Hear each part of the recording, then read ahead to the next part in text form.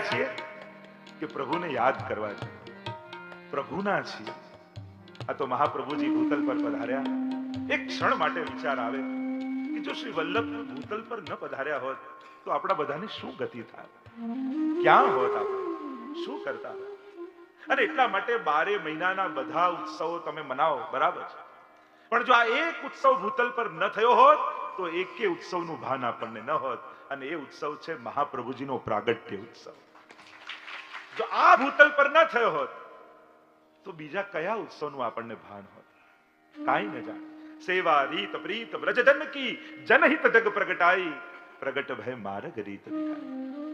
તો શ્રીજીની સેવા, શ્રી વલ્લભનું સાનિધ્ય અને શ્રી યમુનાજીનું સ્મરણ, અખંડ યમુનાજીનું સ્મરણ, આ 3 કલ્પ વૃક્ષ છે આપણી પાસે. આપણા શાસ્ત્રોમાં એમ કહેવાય કે 3 વસ્તુમાંથી એક વસ્તુ પણ આવી જાય તો એના બધા મનોરથો પૂરા થાય. એક કલ્પ વૃક્ષ, બીજું કામધેનુ અને ત્રીજું ચિંતામણી. આ 3 તત્વો એવા માનવામાં આવ્યા કે આમાંથી એક વસ્તુ મળે ને પછી માંગવાનું ન હોય, મનમાં વિચારો પૂરું થઈ જાય. ભાગ્યશાળી છો વૈષ્ણવ, તમારી પાસે તો 3 છે. શ્રી વલ્લભ કલ્પ ધ્રુમ ફલ્યો, ફલ લાગ્યો વિઠ્ઠલેશ, શાખા સબ બાલક ભય, તાકો પાર ન પાવત શેષ. શ્રી મહાપ્રભુજી રૂપી કલ્પ વૃક્ષ આપણને મળ્યું છે. એની છાયામાં આપણે બેઠા છે એટલે જ નિશ્ચિંત છીએ. ચિંતા કાપી નકાર્યા, નિશ્ચિંત થઈ જાઓ. સમર્થનો આશ્રય તમે લીધેલો છે. આપણામાં સામર્થ્ય નથી, આપણામાં કોઈ ગુણ નથી, આપણામાં કોઈ આવડત નથી. छिन छिन में अपराध परत है, अरे जितनी रवि छाया की कनिका इतने दोष हमारे. આપણે અસમર્થ છે. જો આ કોરોનામાં સૌથી મોટી વસ્તુ શું થઈ? મોટા મોટા સમર્થ લોકોને પણ પોતાના અસમર્થતાનું જ્ઞાન થઈ ગયું. જેને આપણું તો બહુ મોટું સર્કલ, આપણે કોઈ ચિંતા નહીં. એને જ મેસેજ કરવા પડ્યા કે કોઈ આવતા નહીં, હું પોઝિટિવ છું. એને જ લોકોને કહેવું પડ્યું ભાઈ આવતા નહીં. બધું હોવા છતાં એક શ્વાસ લેવા માટે માણસ તરસી ગયો. વિચાર કરો, ઓક્સિજન એ કેટલું મોંઘું. જન્મ્યા ત્યારથી કેટલું ઓક્સિજન તમે લઈ લીધું. જો બધાની વેલ્યુ ગણવા જાઓ, પ્રાઇસ ગણવા જાઓ તો કરજામાં આપણે બધા ડૂબી જઈએ. ઠાકોરજી આ બધું ફ્રી મળે છે એટલે ખબર નથી પડતી. અસમર્થ જીવ સમર્થના શરણે મહાપ્રભુજી આવે. હા, આપણે જેનો આશ્રય લીધો છે એ સર્વ સમર્થ છે એટલે નિશ્ચિંત થાવ. જેમ નાનકડું બાળક બિલકુલ અસમર્થ હોય છે, બોલી નથી શકતું, પણ એ જ બાળક જયારે માની ગોદમાં હોય ત્યારે કેટલું નિશ્ચિંત હોય. એમ મહાપ્રભુજી જયારે આપણને ઠાકોરજીની ગોદમાં આપ્યા, યમુનાજીની ગોદમાં આપ્યા, પોતાનો ચરણનો આશ્રય આપ્યો એટલે જીવ નિશ્ચિંત થઈ ગયો. કારણ પ્રભુ સર્વ સમર્થો હિ તતો નિશ્ચિતતામ, એટલે નિશ્ચિંત થઈ ગયો. એક નાનો બાળક હતો ને, જયારે પણ વેકેશન પડે એટલે મા બાપ એને દાદાને ત્યાં લઈ જાય. થોડો મોટો થયો, લગભગ 15 વર્ષનો થયો. એને થયું કે હવે મોટો થઈ ગયો છે. પપ્પા મમ્મીને કહેવા લાગ્યો, હવે દાદા દાદીને ત્યાં ગામડે જવાનું હોય, હું એકલો જઈશ ટ્રેનમાં. હવે હું મોટો થઈ ગયો, ક્યાં સુધી તમે મને લઈ જશો? હવે હું મોટો થઈ ગયો છું. મમ્મી પપ્પા સમજાવે કે તું નાનો જ કહેવાય, એકલો ટ્રેનમાં તું ક્યારે ગયો નથી, કેમ જઈશ? ના, હું મોટો થઈ ગયો છું, મારી રીતે જઈશ. બહુ હટ પકડી તો મા બાપે કહ્યું ઠીક છે, ટિકિટ કઢાઈ આપી. મૂકવા માટે પપ્પા આવ્યા સ્ટેશને, ટ્રેનના ડબ્બામાં સીટ ગોતીને બેસાડ્યો. કહ્યું કે આ તારી ટિકિટ હાથમાં રાખ, અને કંઈ બી હોય આજુબાજુ બધા લોકો છે, અને ના મને કંઈ શીખવા ના આપો, મને બધી ખબર છે, મોટો થઈ ગયો છું. અને અંદરથી હરખાતો જાય. થોડુંક સામર્થ્ય માણસને અનુભવ થાય ને એટલે એનો ઈગો વધે. હવે મને બધી ખબર છે. આ કહ્યું કે આજુબાજુ વાળા જો ના, હું બધું કરી લઈશ, તમે જાઓ.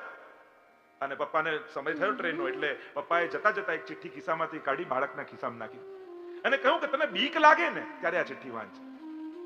અને પપ્પા તો જતા રહ્યા, અને પેલો ફૂલાય, ટ્રેન ચાલે, અને મોટો થઈ ગયો. લોકો આવે જાય, વેચવા વાળા આવે, ખરીદે, ખાય પીએ, લોકો હસતો જાય. પણ હવે ધીમે ધીમે સાંજ પડવા લાગી, અંધારું થવા લાગ્યું. ગુફાઓમાંથી ટ્રેન જવા લાગી અને ઘનઘોર અંધારું થયું. રાત પડી ગઈ. હવે ડરવા લાગ્યા. આજુબાજુ વાળા બધા સુઈ ગયા. એકલો જાગે છે, બીક લાગે છે.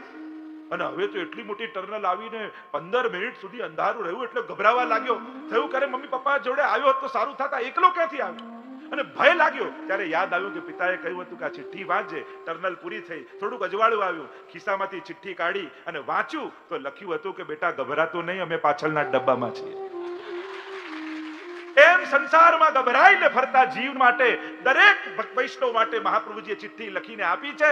પ્રભુ સર્વ સમર્થો હિ તતો નિશ્ચિતતામ વ્રજે. જ્યારે પણ સંસારમાં ભય લાગે ત્યારે ષોડશ ગ્રંથની આ લખેલી ચિઠ્ઠી ખોલીને વાંચશો તો બધા જ ભયમાંથી મુક્ત થઈ જશો. કારણ કે સર્વ સમર્થ એવા મહાપ્રભુજી તમારી જોડે છે. એ શ્રીનાથજી બાબા જે જગતનો નાથ છે એનો હાથ તમારા માથે છે અને કૃપામય એવી શ્રી યમુનાજીએ તમને ગોદમાં લીધેલા છે. પછી શેનો ભય? ન જાતું યમ યાતના ભવતિ તે ભયપાન. જેનાથી યમ ગભરાય તો પછી આ નાના નાના ભયો તો ત્યાંથી જ ભાગી જાય.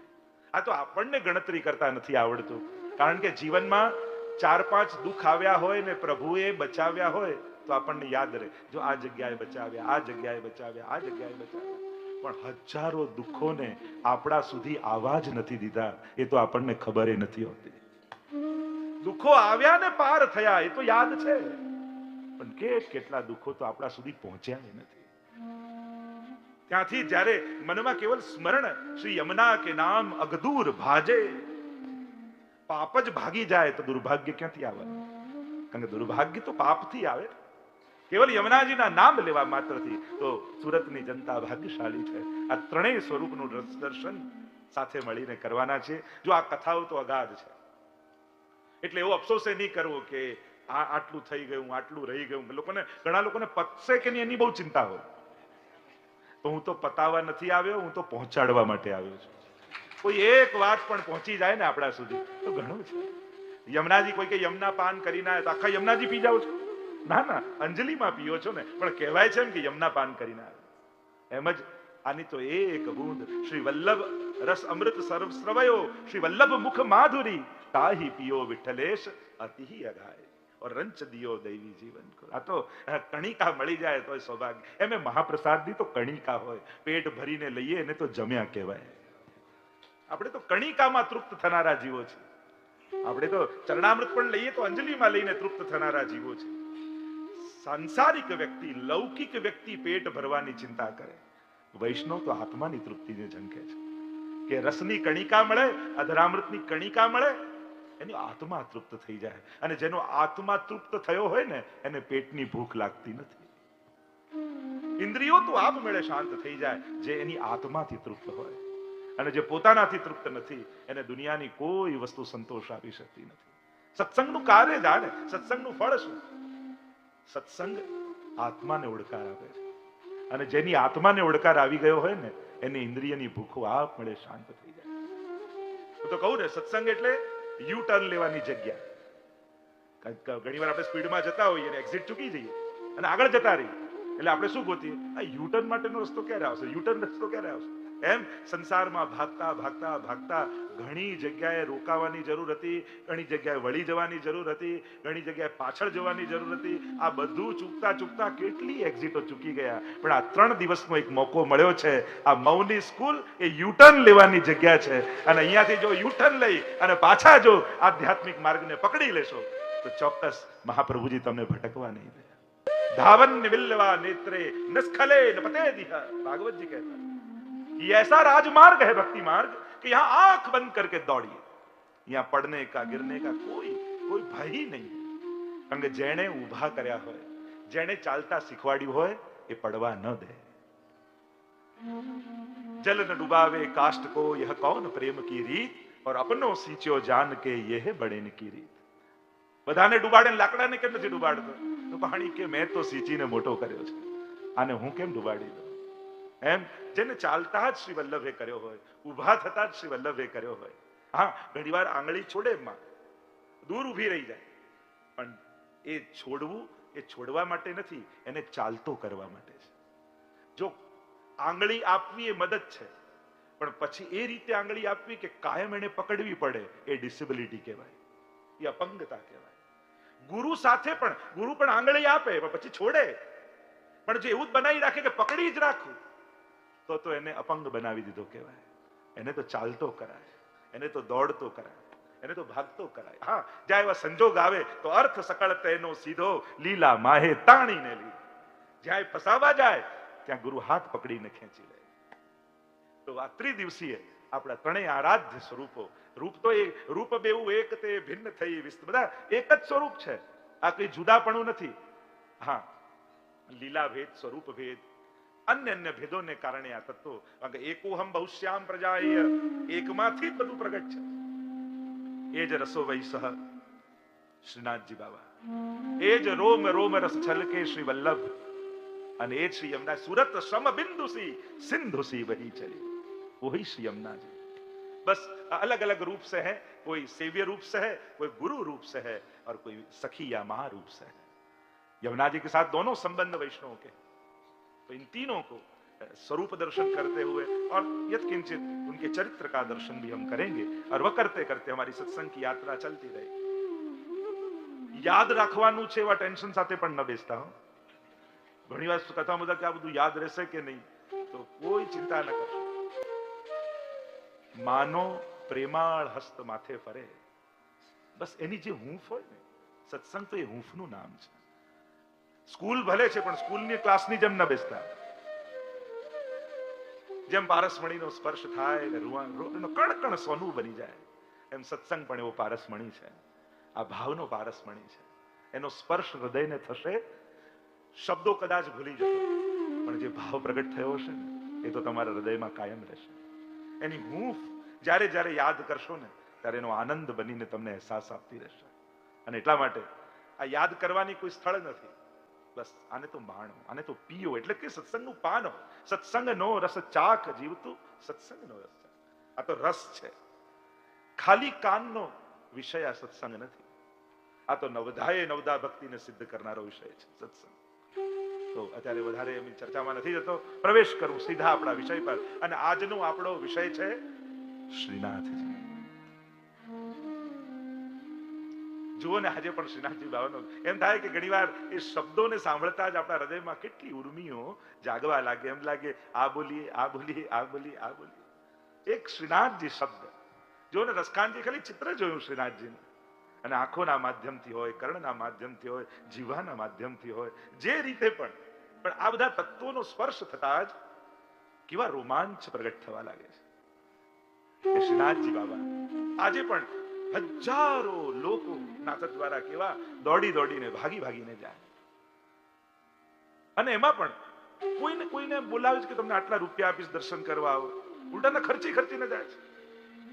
બીજે બધે તો કેટલા આકર્ષણો આપવા પડે.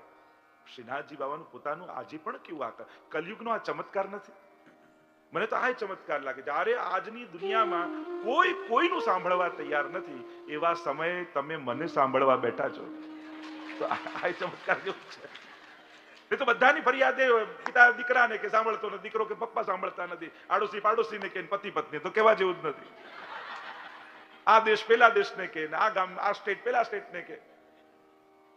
ત્યાં સંસદમાં જેનું નામ સ્પીકર હોય એને તો બોલવાનો ચાન્સ જ ના આવે, કહેવાય સ્પીકર, એને તો સાંભળવાનું જ હોય.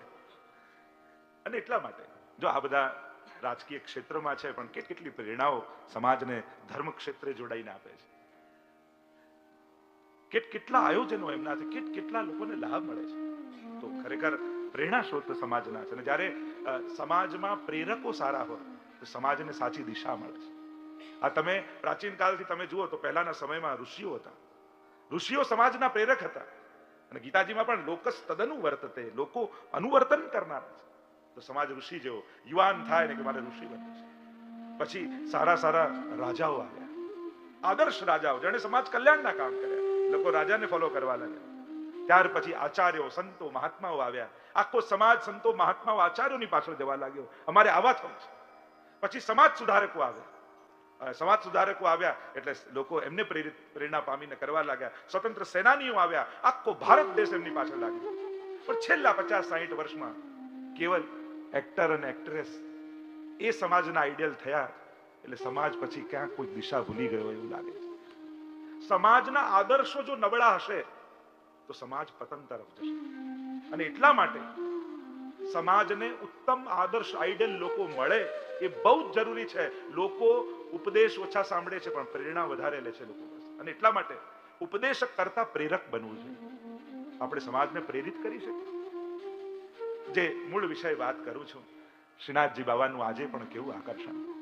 આટલી હજારોની ભીડ હોય અને ધક્કો ખાતા ખાતા અજાણ્યો માણસ જેને ક્યારે શ્રીનાથજીને જોયા નથી, ખાલી સાંભળ્યું છે, વિદેશથી આવ્યો છે, કોઈ એવું કલ્ચરનું ભાન નથી, એક ધક્કો ખાતો ખાતો હજી તો 1 મિનિટ શ્રીનાથજીના નિજ મંદિરની સન્મુખ આવ્યો, દ્રષ્ટિ શ્રીનાથજીના મુખ પર પડી ના પડી અને બીજા ધક્કે બહાર, અને બહાર આવીને કહે છે મારે વૈષ્ણવ બનવું છે ને કંઠી લેવી છે.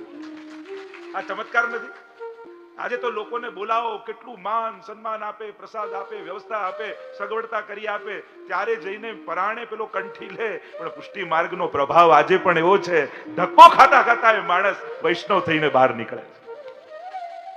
આટલી હસ, કારણ કે મંદિરો કોઈનો ઉદ્ધાર નથી કરતા, અંદર બિરાજેલા ભગવાન ઉદ્ધાર કરે. કોઈ ગમે તેટલા વિશાળ મંદિર બાંધી લે, પણ શ્રીનાથજી જેવો ઠાકોર ક્યાંથી લાવશે? અમારો શ્રીનાથજી જેવો પ્રભુ ક્યાંથી લાવશે? આ તો સ્વયંભૂ સ્વરૂપો છે. આખા ભારત વર્ષમાં આપણા 4 ધામ અને 5મું ધામ આપણા શ્રીનાથજી. અને એ કોઈ હું તમે કોઈ છે એમ નહીં. ગર્ગ સંહિતામાં હજારો વર્ષ પહેલા પ્રભુના પૂર જે પંડિત છે એ લખી ગયા છે ગર્ગ સંહિતામાં, મધ્યે તું ગોવર્ધન નાથ શ્રીનાથમ દેવ દમનમ. આ શ્રીનાથજી નામ એ કેવલ આપણે પાડ્યું એમ નથી, ગર્ગ સંહિતામાં નામ તિથિ સાથે લખેલું છે. ત્યારે કોઈને ભગવાન મનાઈ છે. આપણી શ્રદ્ધા એટલે ભગવાન, એ રીતે ભગવાનના નિર્ધાર ન થાય, શાસ્ત્રો એને કહે. અને એટલા માટે એવા માર્ગમાં આપણે છીએ જેનો વૈભવ એ કેવલ સગવડતાઓ નથી, સ્વયંભૂ આટલા પ્રગટેલા પ્રભુ છે. એ તમે શ્રીનાથજીથી લઈ 7 સ્વરૂપથી લઈ 252 વૈષ્ણવના માથે બિરાજતા સ્વરૂપો, અને ત્યાંથી લઈ આજ સુધીના વૈષ્ણવના ઘરે ઘરે બિરાજતા ઠાકોરજી, આજ આપણો વૈભવ છે. કેવી ક્રાંતિ મહાપ્રભુજી! ઘણી વાર તો વિચારીએ તો એમ થાય, ઘર ઘરને મંદિર બનાવવાની કોઈ ચેતના કોઈએ ભારત વર્ષને આપી હોય તો અમારા મહાપ્રભુજી આપી છે. કેવું અદ્ભુત સમૃદ્ધિ! એક નંદ બાબાનું સુખ, યશોદાજીનું સુખ, આને સુખ આપ્યું કહેવાય. લૌકિક સુખ સુવિધા મળી જવી એ સૌભાગ્ય નથી, પણ આ કલયુગમાં પણ સારસ્વત કલ્પનું સુખ મળવું એ સાચા અર્થમાં સુખ છે, જે મહાપ્રભુજી આપણને આપ્યું.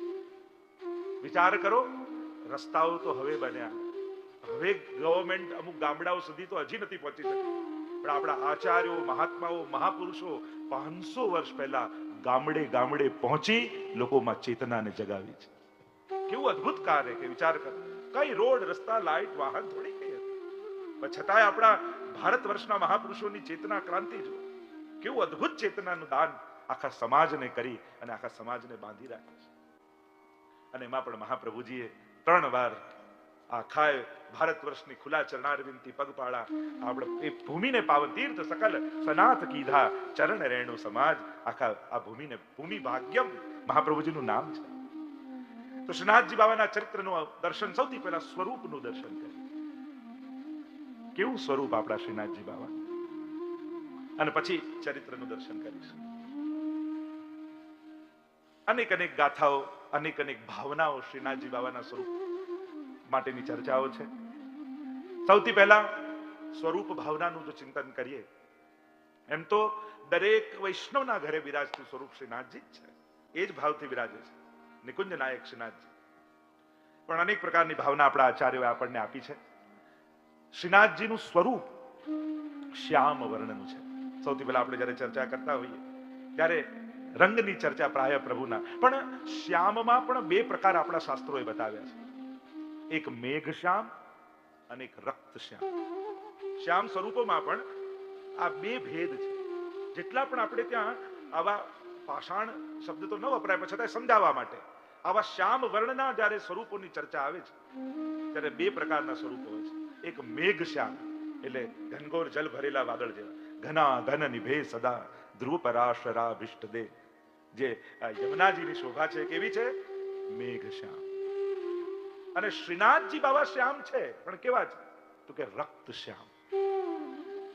આજે પણ જયારે ત્યાં નાથદ્વારામાં જયારે ભીતર જઈએ તો મુખારવિંદ શ્યામ વર્ણ છે, પણ આખું શ્રીઅંગ તમે જયારે જુઓ ત્યારે રક્ત શ્યામ છે. આજે તમે ગિરિરાજ બાબાના દર્શન કરો ને તો ઘણી શિલાઓ તમને ગિરિરાજ બાબામાં રક્ત શ્યામની દેખાય, લાલાશ પડતા શ્યામ. અનુરાગનો રંગ છે. કારણ કે શાસ્ત્રોમાં, વેદોમાં 2 પ્રકારના બ્રહ્મની ચર્ચા કરવામાં આવી છે. એક સત્યમ જ્ઞાન અનંતમ બ્રહ્મ. કેવું છે? સત્ય રૂપ, અનંત રૂપ, જ્ઞાન રૂપ પરમાત્મા, એ પરમ જ્ઞાન રૂપ છે. અને બીજું રસો વૈસહ, રસરૂપ પરમાત્મા. ભક્તિ માર્ગમાં આ બંને પ્રકારની ચર્ચાઓ છે. પ્રાય જ્ઞાન માર્ગમાં જ્ઞાન રૂપ પરમાત્માની ચર્ચા આવે, પણ ત્યાં આખો માર્ગ જ એક પ્રણાલિકા જુદી હોય છે. ભક્તિ માર્ગમાં પણ આજે જોવા જાવ તો જ્ઞાન પ્રધાન અને ભાવ પ્રધાન. તો અમારા શ્રીનાથજી બાબા કયા છે? રસો વૈસહ, રસરૂપ છે. શાસ્ત્રોમાં બ્રહ્મનું સ્વરૂપ, એને તમે રસ કહો, આનંદ કહો, પ્રેમ કહો કે કૃષ્ણ કહો, આ ચારે સમાનાર્થી શબ્દો છે. રસ, આનંદ, પ્રેમ અને કૃષ્ણ, આ ચારે સમાનાર્થી શબ્દો. અને જુદા જુદા નામે શાસ્ત્રોમાં એ જ બ્રહ્મનો ઉલ્લેખ કરવામાં આવે.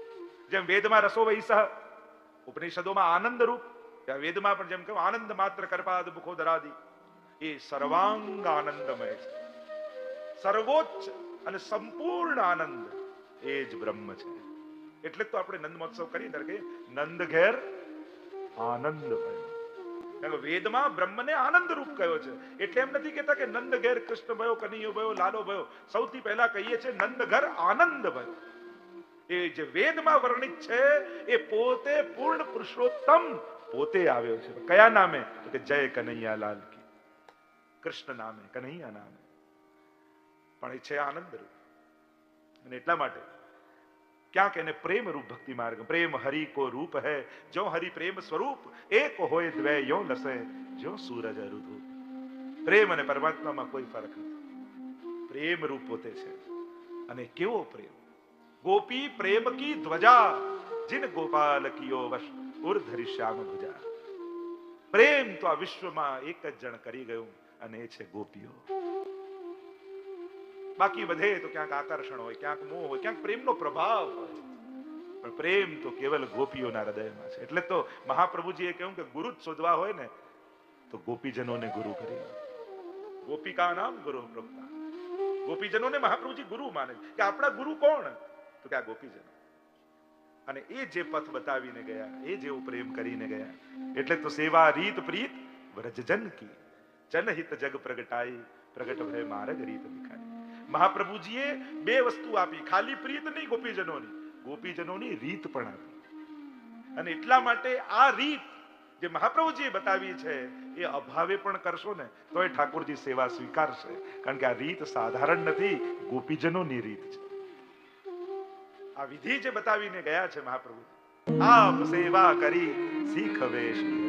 ગુસાઈજીએ કેવી રીત અને કઈ રીતે આપ પધારે છે શ્રીનાથજીની સેવા કર. ફૂલ ફેટે ભર્યા વસન વાઘાટના, અને તુરંગ ચાલે વાયુ વેગે ઉતાવળો, જેમ નૌકા ચાલી સિંધુ તરવા. અને જે રીતે પધારે છે ને ત્યાં જોઈને ભગવદીઓ ગાય છે કે એસી પ્રીત કહું નહીં દેખી, નંદસુત વલ્લભ સુત જૈસી. બીજું ઉદાહરણ મળ્યું પ્રેમનું. ગોપીજનોને કૃષ્ણના પ્રેમના પછી વિશ્વમાં પ્રેમનું બીજું કોઈ ઉદાહરણ હોય તે ગુસાઈજીનો પ્રેમ અને શ્રીનાથજીનો પ્રેમ. જે અમારા ભગવદીઓએ એને નોંધ્યું છે, એસી પ્રીત કહું નહીં દેખી. આવો પ્રેમ તો ક્યારેય જોયો નથી. કેવા પ્રસંગો, આપણને એ પ્રસંગો વાંચતા વાંચતા આજે પણ રોમાંચ થઈ જાય. આજે પણ એ ભાવનો સ્પર્શ આપણને થઈ જાય. કેવા સુંદર પ્રસંગો શ્રીનાથજીના ચરિત્રમાં 252-84 વૈષ્ણવની વાર્તામાં અંકિત કર્યા. તો શ્રીનાથજીના સ્વરૂપની જે ચર્ચા કરીએ છીએ, શ્રીજી શ્યામલ વર્ણ સ્વભાવ. તો શ્યામ વર્ણ મેઘશ્યામ અને રક્તશ્યામ. તો શ્રીનાથજી બાબા રક્તશ્યામ છે. આપ શ્રીનાથજીની એ સ્વરૂપના દર્શન કરો તો વામ ભુજા ઉપર છે, જમણો હસ્ત કટીમાં, અંગુષ્ઠ બહાર છે, અને આવી મુદ્રામાં શ્રીનાથજી બાબા નિકુંજના દ્વાર ઉપર ઉભા છે. આ સ્વરૂપની ભાવના પહેલી. એમાં પણ ઘણા ભાવ. એક પહેલો નામ શ્રી ગોવર્ધનનાથજી. શ્રી ગોવર્ધનનાથ એટલે પહેલી સ્વરૂપ ભાવના ઇન્દ્રમાન ભંગની, કે જ્યારે ઇન્દ્રનો યજ્ઞ બંધ કરાવ્યો પ્રભુએ. આ બધા ભાગવતજીમાં કથા શ્રવણ કરી ચૂકેલા છે એટલે એના ઊંડાણમાં વિસ્તાર નથી કરતો. પણ જ્યારે ઇન્દ્રના માનનું ભંગ થયું, ઇન્દ્ર કોપાયમાન થયો, સંવર્તક નામના મેઘોને મોકલ્યા, કહ્યું આખું બ્રજ ડુબાડી. જો પ્રભુએ 3 કાર્ય કર્યા બ્રજમાં. દેવ દમન શ્રીનાથજીનું નામ છે. દેવ દમન, ઇન્દ્ર દમન અને નાગ દમન. આ 3 નામે થી શ્રીનાથજી પ્રગટ થયા છે. એટલે દેવોનું દમન કર્યું, અસુરોનું મર્દન કર્યું અને ભક્તોનો નિરોધ કર્યો. દસમ સ્કંદમાં ત્રણેય લીલા ઠાકોરજી કરે છે. દેવોનું દમન કરે છે. દમન એટલે એમનું અપમાન નહીં, એમને એમનું દેવતા પદ યાદ અપાવે છે ઠાકોર. જો આપણે ત્યાં આ ભેદ સમજવાની જરૂર છે. કોણ પુરુષોત્તમ છે, બ્રહ્મ છે, કોણ અવતાર છે, એટલે કે અવતાર, અવતારી, દેવતા, વ્યૂહ અને વિભૂતિ અને દેવતા, આટલા ભેદ છે. શાસ્ત્રોમાં જુદા જુદા ભેદ છે. આપણને બહુ ઊંડું ના ઉતર, આપણે બધું સરખું જ છે ને. અરે શાસ્ત્રો તો વાંચો. જો વિભિન્નતા અને દરેકને ઝોંખવાની જરૂર ના હોય. આ નાનું મોટું એવું ગણવાનું ના હોય. દરેકની વિશિષ્ટતા છે. એતે ચાંસ કલહ પુંસ કૃષ્ણસ્તુ ભગવાન સ્વયં.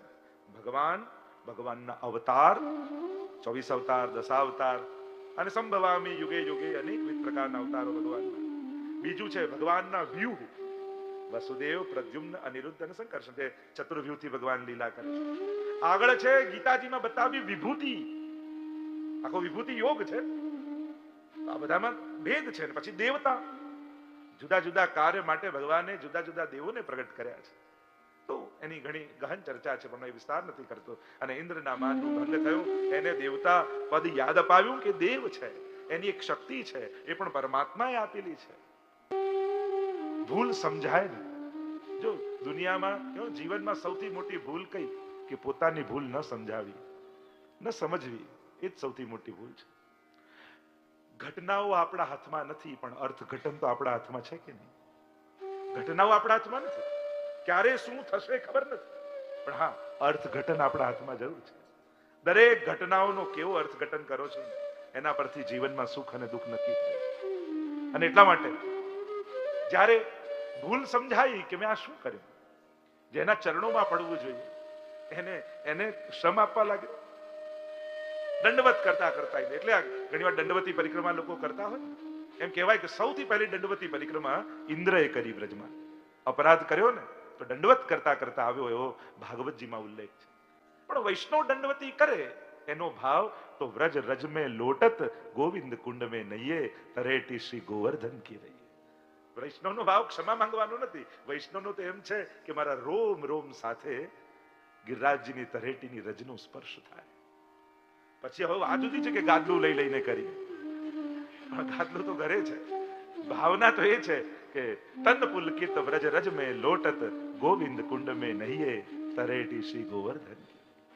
રોમ રોમ સાથે વ્રજ રજનો સંબંધ થવો બહુ મોટી વાત, ઉત્તમ ભાવના છે. તરેટી શ્રી ગોવર્ધન, ગિરિરાજજીની તરેટી. સ્વયં મહાપ્રભુજીનું નામ છે કે ગોવર્ધન સ્થિતિ ઉત્સાહ. મહાપ્રભુજીને ક્યાં રહેવું ગમે છે? તો કે ગિરિરાજજીની તરેટી.